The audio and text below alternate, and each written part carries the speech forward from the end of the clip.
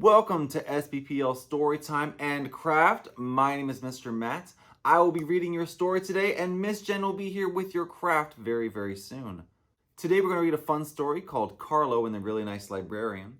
And Miss Jen is going to make an awesome summertime craft with you guys. But first, I have to remind you guys, it is summertime. I know, you looked at the weather outside and you felt like, yeah, maybe last time felt a little bit like fall.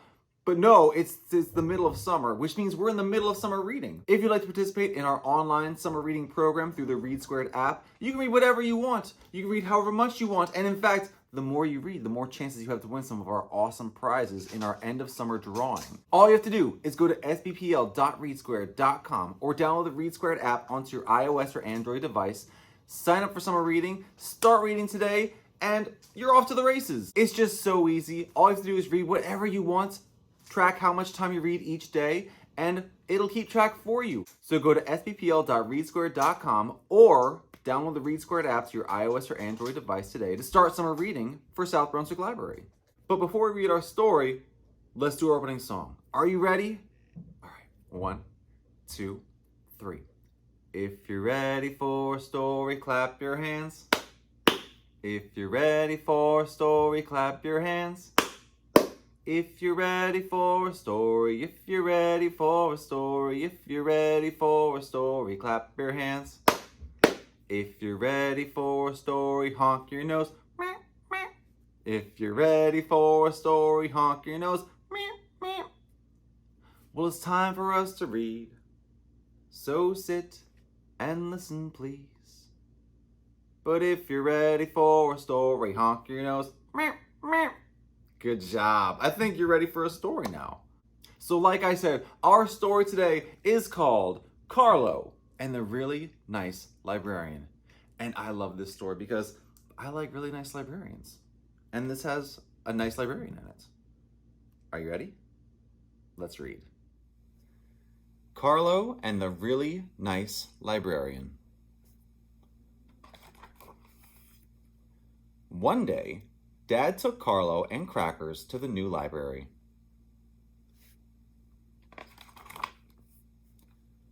Wow, said Carlo when he saw all the books. Dad called after Carlo. I'm going to be just around this corner if you need me. The library was amazing. There were colorful posters. There were chairs with wheels. And there was the longest desk Carlo had ever seen. Come on, Crackers, said Carlo. Whee! Can I help you? Yikes! Cried Carlo.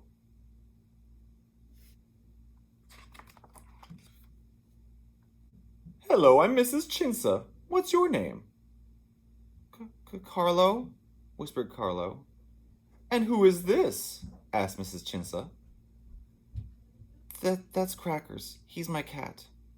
Mrs. Chinsa, the librarian, seemed a little scary. What kinds of books do you like, Carlo? Asked Mrs. Chinsa. All kinds, Carlo said quietly. Very good. Well, let me show you some of our library books. Come on, Carlo. Follow me.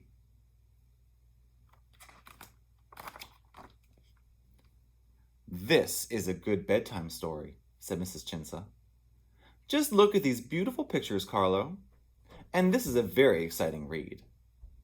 Carlo couldn't believe how much Mrs. Chinsa knew about books. This is one of my favorites, said Mrs. Chinsa in a muffled voice. Oh, I have that one at home, Carlo said excitedly. Carlo was beginning to think that Mrs. Chinsa wasn't so scary after all. She was being such a good and helpful librarian.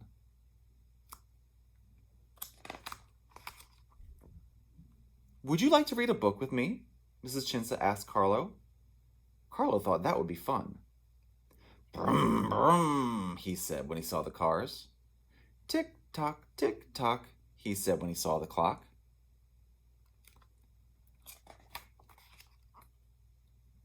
Roar, said Mrs. Chinsa when she saw the lion. Carlo laughed so much he got his tail in a tangle.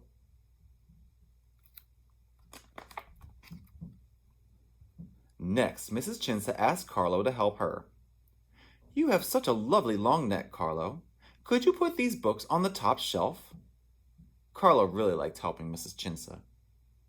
Then Mrs. Chinsa gave Carlo his very own library card. Thank you so much, exclaimed Carlo. After Carlo had finished choosing his books, Dad said it was time to go home. Carlo felt sad to leave. He couldn't believe he had ever been scared of Mrs. Chinsa. Mrs. Chinsa used Carlo's new library card to check out all his books. Bye-bye, Carlo. Bye-bye, Crackers. See you again soon, she said. Bye-bye, Mrs. Chinsa, said Carlo.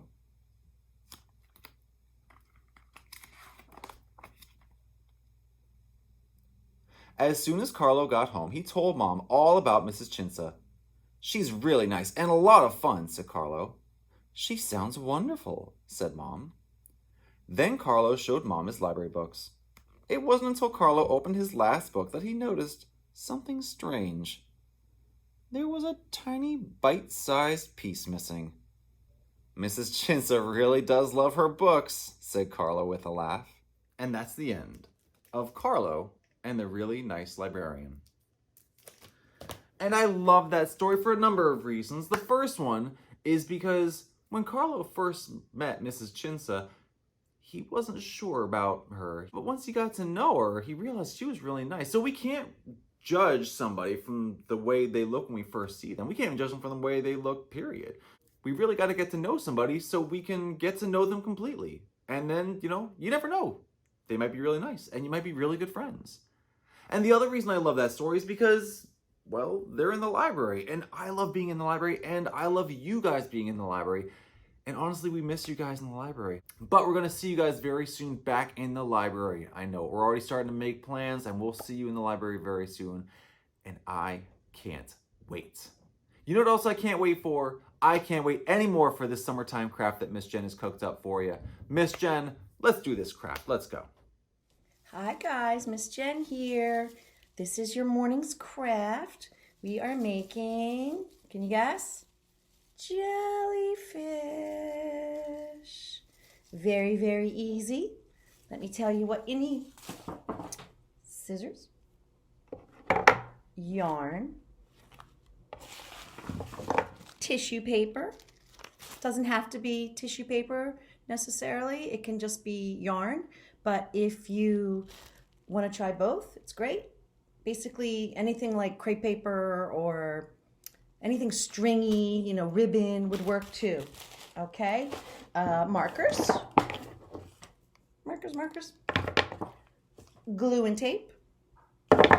White piece of paper to make eyes.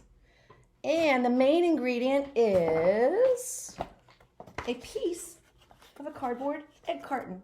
Okay? So, let me show you what we did. Okay, so the first thing you want to do for your little jellyfish is cut out a piece of the egg carton, okay? You could either just tear. It tears very nicely, very easily. I'm going to do it right in front of you. There you go. It's kind of crude looking, but you can just cut off the edges, all right? Or tear off the edges. You can use scissors also if you prefer, but it's probably easier to do the tearing. All depends on what you like to do. And then once you have your piece off, and in fact I'll trim off the edges so you see how I did it. It doesn't have to be, exactly perfect all the way around. It's fine. So we've got that. And now you need the hole because once you get your jellyfish ready, you want to be able to kind of thread the yarn and or the ribbon or the crepe paper, tissue paper through the hole because that's where the little tentacles are going to be, right? So here's the inside of that one. See that there's already kind of a nice little hole there. This is where you want to be very careful. Perhaps you want to ask someone else to do this for you, caregiver. Maybe you want to do this for who you're doing it for. Just squish, squish, squish. Squish. There. All right, now you got a little hole there. Doesn't have to be gorgeous. And then color it in, whatever you want. I chose pink and red for mine, but use what you have. You can also paint. Okay, next step. Okay, so now you decide if you want to use yarn or the other, tissue paper, etc. I cut mine. There's no particular number you need to cut, but I think I cut like 8 or 10 for the one I made. About a foot long, but I varied them in length to kind of make it more interesting, I guess. So once you cut them, the very top, you're going to make a knot. That's all. Just make a little knot. Get them all in there, kind of doing it right in front of you. And there's your knot, right? And then you're going to take just above that knot, the ends. Remember, we have that hole in there, right? And you're going to poke them through, poke them through. There we go. Poked them through. All right. So now you have your tentacles or tendrils or arms, whatever you want to call them. If you were doing the tissue paper, about the same, you know, like a foot long or less or more, and just slice, slice, slice. I mean, cut, cut, cut, cut, cut to the top. I actually didn't cut all the way. I just kind of cut, cut, cut, cut, cut almost to the very top and then stopped. I'll show you what I mean. So I didn't completely cut it off. And then same with the yarn. I actually just squished it. In fact, when you end up squishing the tendrils, it looks more like jellyfish-like, right? Maybe, sort of. So then you take the top, and you're going to make a knot, just like you did with, or you could do, rather, with the yarn. And you're going to stick it in there. This is a very tiny, obviously a tiny jellyfish. So you'd actually stick that knot up through the hole, same way you did with the yarn. In this case, the one I just did is a little thick, so it wouldn't work so well. But yeah, so that's the idea.